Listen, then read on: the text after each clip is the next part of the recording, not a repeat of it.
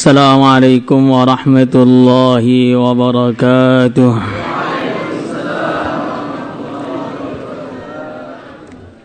Al-Fatihah.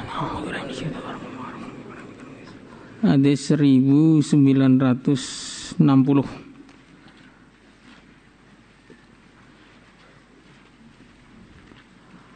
An warawa Ibnu Hibban.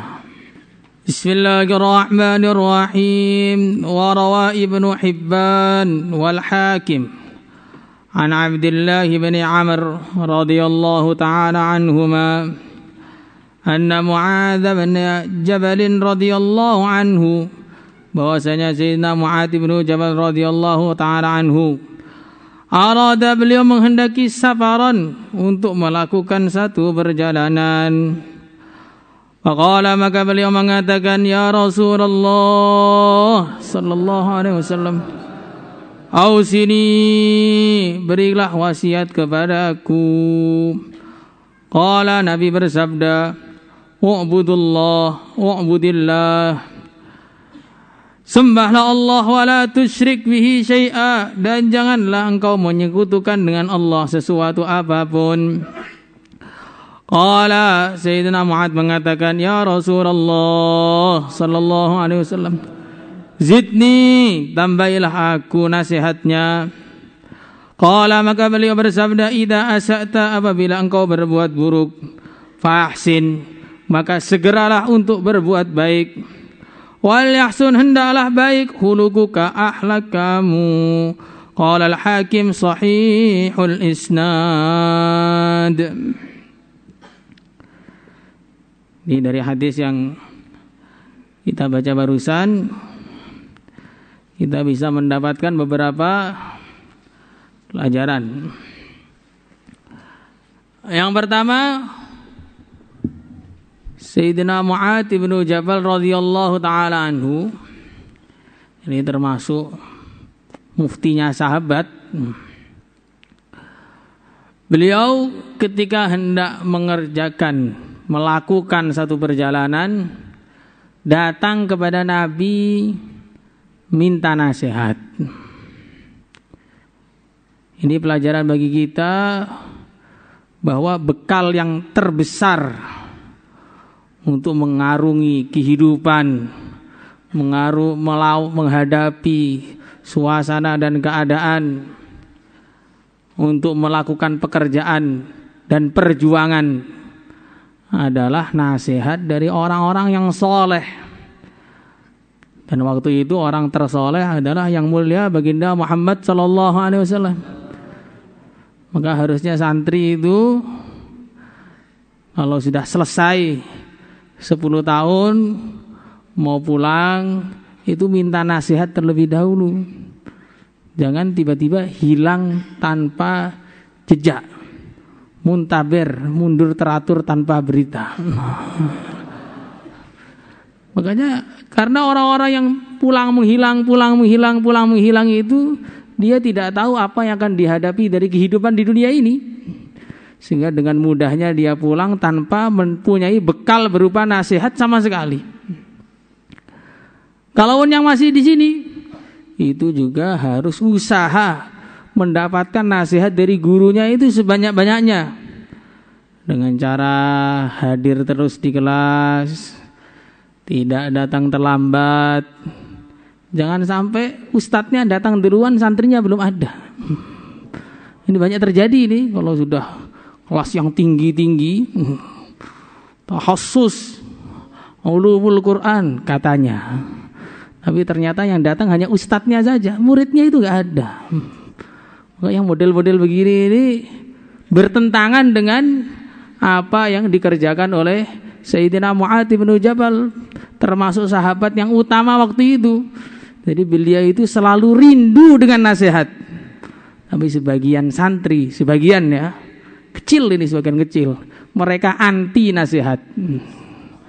Fama lahum 'anit tadhkirati mu'ridin ka'annahum humurum mustanfirah farrat min qaswarah. Santri-santri yang anti nasihat itu sudah didahului oleh dulu orang-orang kafir Mekah. Setiap Nabi mau menyampaikan dakwah, mereka lari tunggang langgang seperti himar-himar yang dikejar oleh singa.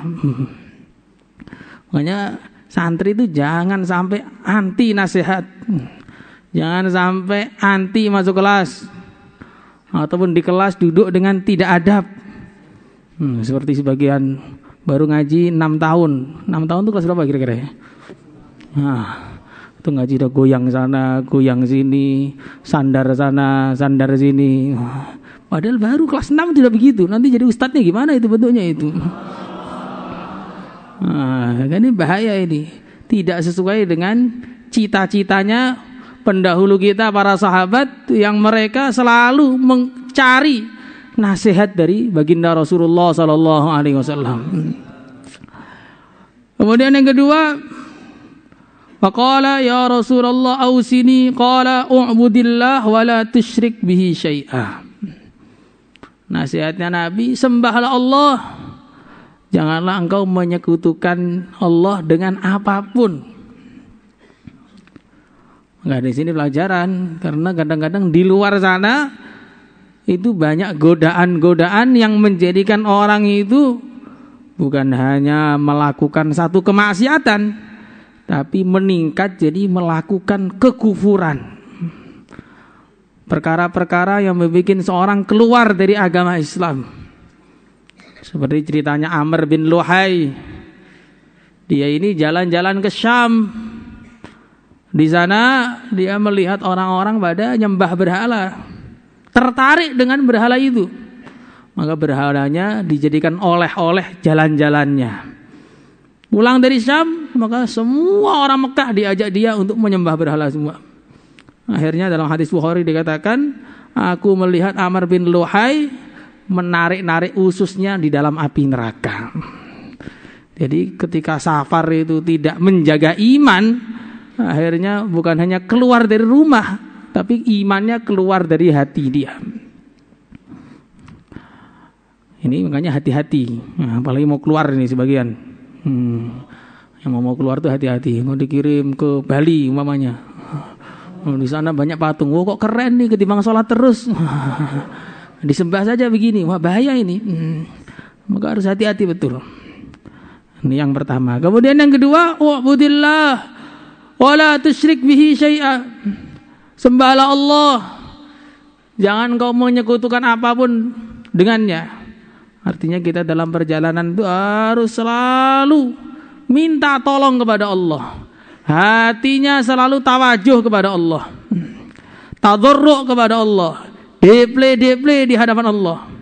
Karena persiapan sehebat apapun yang kita siapkan, kalau kita tidak ditolong oleh Allah, akhirnya kita hancur dalam setiap apa yang kita lakukan. Maka dikatakan oleh salah seorang penyair, idza lam yakun aunun minallahi lil fata fa aktsaru ma yajni alaihi ijtihaduhu.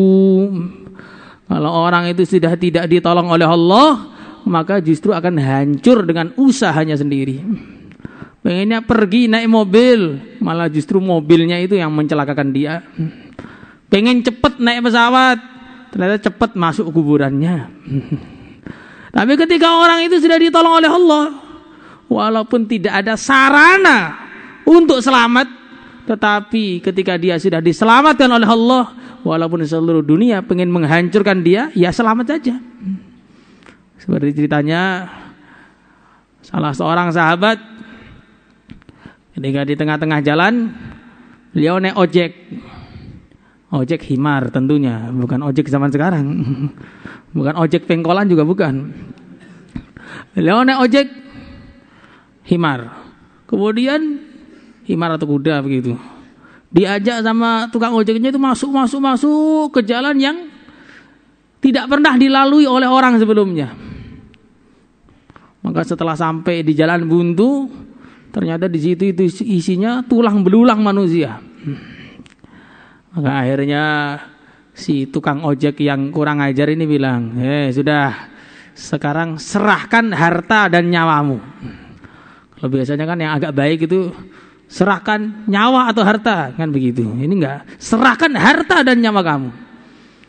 Maka sahabat bilang, ya akan saya serahkan, tapi saya sholat dulu 2 rakaat. Maka pencurinya bilang, sholat saja 2 rakaat, sudah banyak orang yang sholat kayak kamu itu, tetapi tidak ada yang selamat. Ini semua orang di sini sholat dulu tetap mati saja. Dia nggak tahu kalau yang ditangkap itu walinya Allah, yang doanya bisa menggegerkan langit.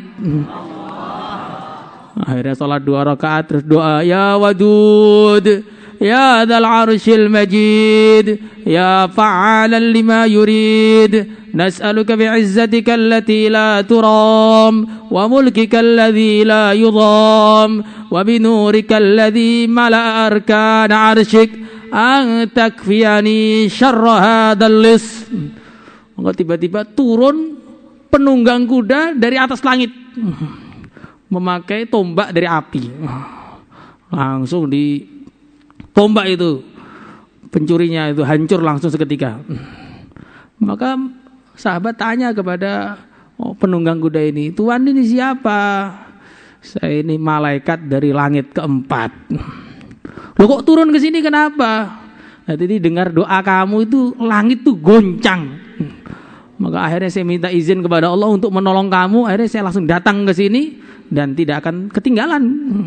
Kalau bantuan-bantuan dari kita telepon, oh saya telepon dulu begini-begini, orangnya sudah mati kelaparan belum datang-datang bantuannya. Kalau bantuan dari malaikat di langit sana, langsung sampai. Kemudian malaikat tadi mengatakan, saya diberi tugas oleh Allah untuk menyampaikan, siapa yang baca doa ini dalam keadaan kepepet atau tidak kepepet, maka semua doa-doanya akan diijabahi oleh Allah. Ini ada dalam ayat sahabat. Maka artinya kalau kita ini dalam safar kita ditolong oleh Allah, bukan hanya dalam safar, dalam segala urusan kita ditolong oleh Allah, maka semua urusan jadi beres. Tapi kalau sudah tidak ditolong oleh Allah, tidak ada masalah pun jadi masalah. Kalau sudah tidak ditolong oleh Allah, bahkan perkara yang kelihatannya bermanfaat pun jadi madharat. Makan itu aslinya bermanfaat, tapi berapa banyak santri yang sakit karena kebanyakan makan. Tidur itu aslinya bermanfaat, menjadikan seger, kuat ngaji. Tapi banyak santri itu yang tidur terus, tetap saja nggak seger-seger. Malam istighosah nggak ikut, tahfidz juga tidur, qailullah juga tidur, diniyah siang di masjid sini nih juga tidur juga. Sebelum mulai itu tidur semua itu. Itu namanya tidur yang tidak dibarokahi oleh Allah. Nah, nggak adab-adab, tidurnya nggak adab-adab. Karena sebagian santri menganggap tidur itu adab-adabnya cukup pakai alas. Nggak tahu itu adab-adab ala mana, nggak tahu. Qala ya Rasulullah sallallahu alaihi wasallam, zidni, tambahilah aku.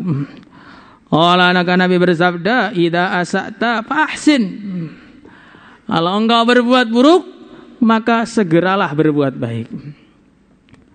Jadi manusia itu tempatnya lupa dan lalai. Tempatnya berbuat salah. Maka kadang-kadang iblis itu ketika kita salah, mendatangi kita, membisiki kita, bilang, sudahlah, kamu itu sudah banyak salahnya, gak ada gunanya kamu berbuat baik itu.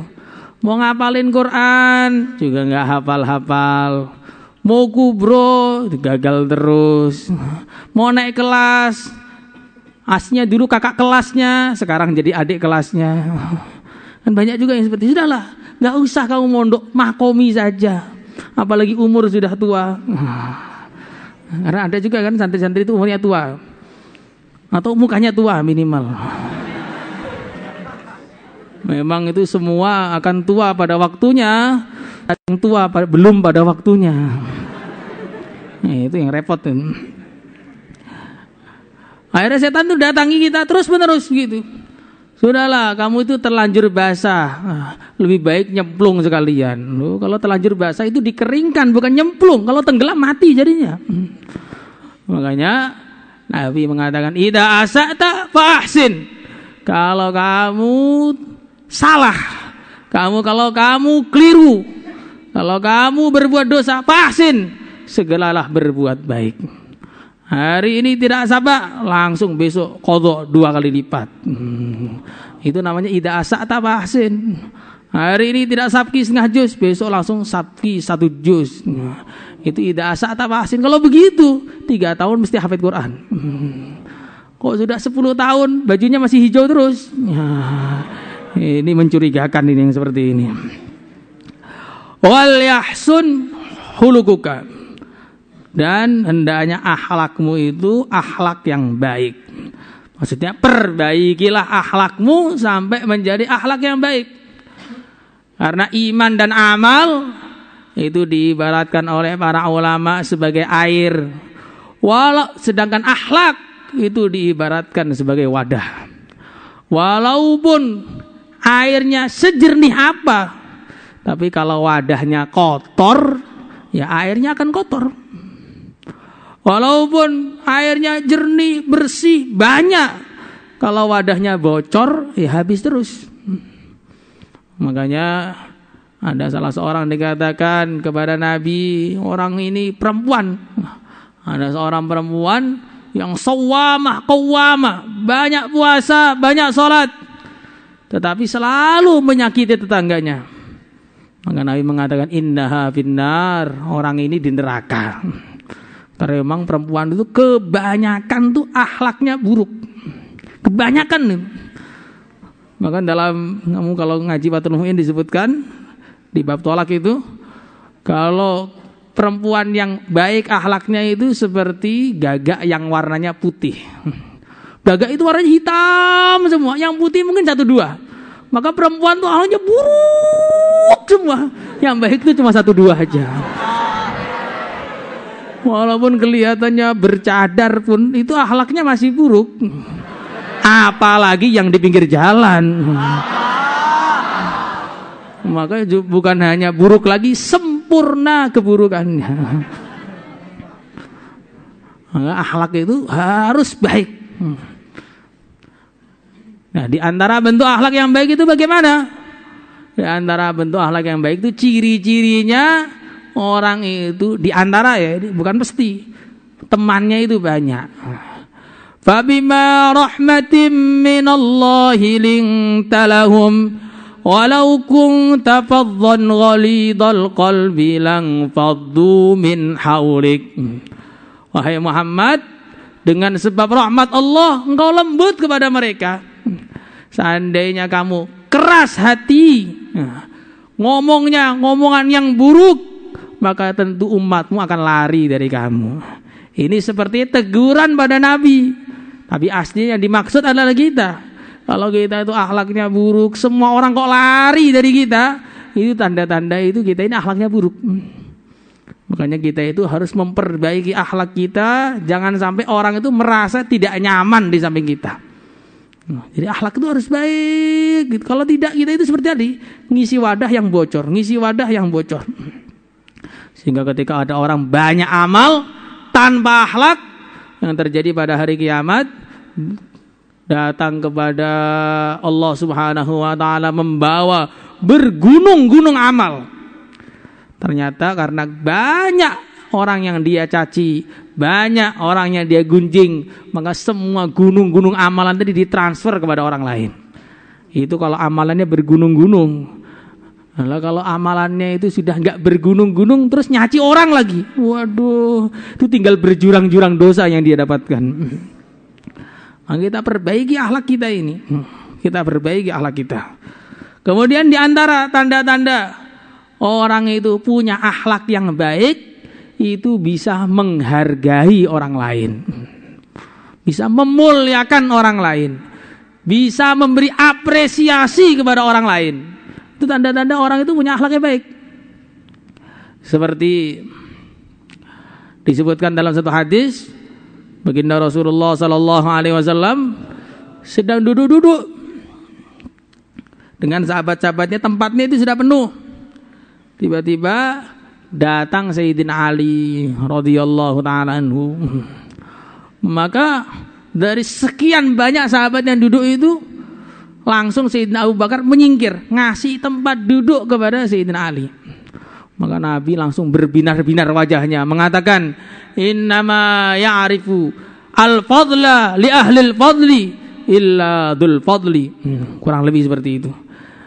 Orang itu bisa mengakui, menghargai keutamaan yang ada pada seseorang yang lain, itu memang karena dia orang yang punya keutamaan. Jadi kalau orang itu nganggap semua orang jelek, nganggap semua orang itu di bawah dia, itu karena memang dia yang paling bawah sendiri. Orang itu nggak bisa menghargai prestasi orang, itu karena memang dia orang yang tidak berprestasi. Kadang-kadang ada santri kalau di kelas temannya baca terus, yang nggak bisa baca bilang, baca kok dia terus, saya loh juga nggak bisa. Jadi yang suka komen-komen begini ini ya karena memang nggak bisa, begitu jadinya. Ada santri-santri kadang-kadang pakai baju warna coklat, tengahnya sudah belah gitu. Maka yang masih senantiasa setia dengan hijaunya itu protes. Nggak usah gaya, tahu-tahu kalau kamu begitu. Kenapa dia ngomong seperti itu? Karena dia belum tahu bagaimana susah payahnya jungkir baliknya orang sehingga bisa mendapatkan baju coklat itu. Kalau orang itu sesama orang yang begitu, ya, sama orang-orang yang memang hafid Al-Quran, sama orang-orang yang ahli ilmu, ngelihat orang ahli ilmu itu bisa menghormati. Kok lihat ahli ilmu itu nggak bisa menghormati, dengar orang ngaji itu kupingnya kayak kemasukan Tugu Monas. Ngaji kok panjang sekali, riak semua. Nggak usah dinaik-naikkan nadanya, orang itu standar saja. Orang itu kalau sudah standar itu, standar kok bagus, standar itu di bawah atau enggak? Belum tahu kalau kepalamu dilempar standar. Maka tanda-tanda di antara tanda orang akhlaknya baik dan punya kemuliaan itu bisa memuliakan orang lain. Siapa yang bisa menghormati para santri? Yang bisa menghormati santri adalah santri-santri. Siapa yang bisa menghormati para ustadz? Yang bisa menghormati para ustadz ya orang-orang yang punya ilmu. Kadang-kadang kalau santri baru ngelihat ustadznya, itu ustadz kok gaya sekali, datang langsung iqra. Ini ustadz apa ini? Tiba-tiba langsung makan lagi di kelas. Ya namanya juga santri baru biasa. Kalau sudah dauratul hadis beda pemahamannya. Ustadz ini bisa begini, ini yang perjuangannya panjang. Makanya memang kalau orang itu semakin utama, bukan semakin menghinakan yang lainnya. Semakin utama, semakin tahu nilai-nilai orang yang ada di sekitarnya.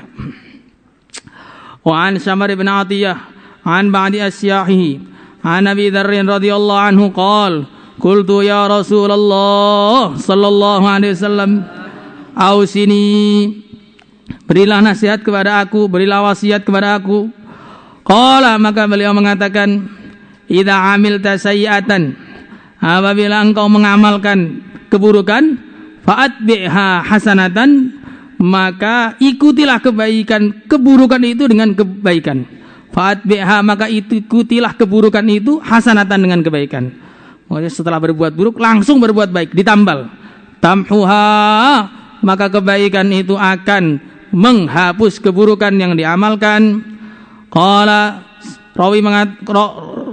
Abu Dzar mengatakan, qultu, aku mengatakan, ya Rasulullah sallallahu alaihi wasallam, aminal hasanati la ilaha illallah, apakah la ilaha illallah termasuk kebaikan?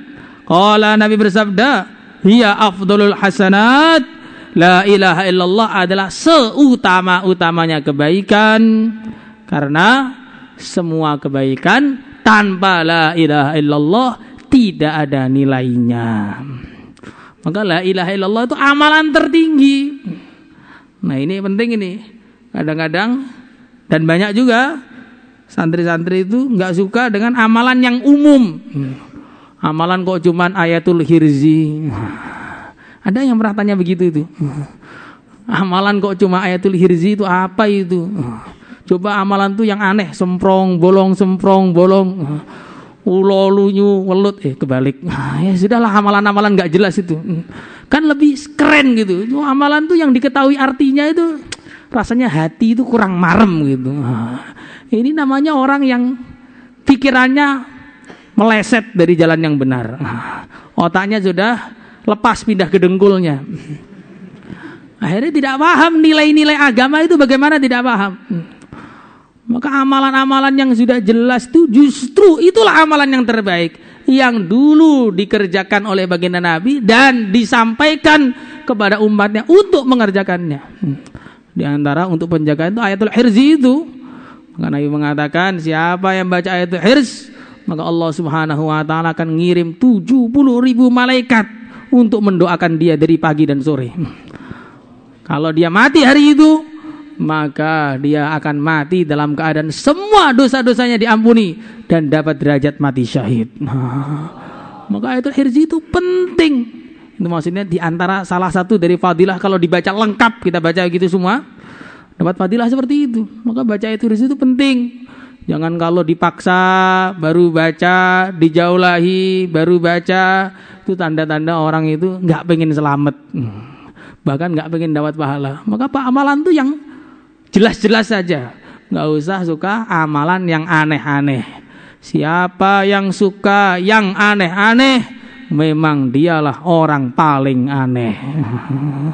Itu kaidah baru nomor 43.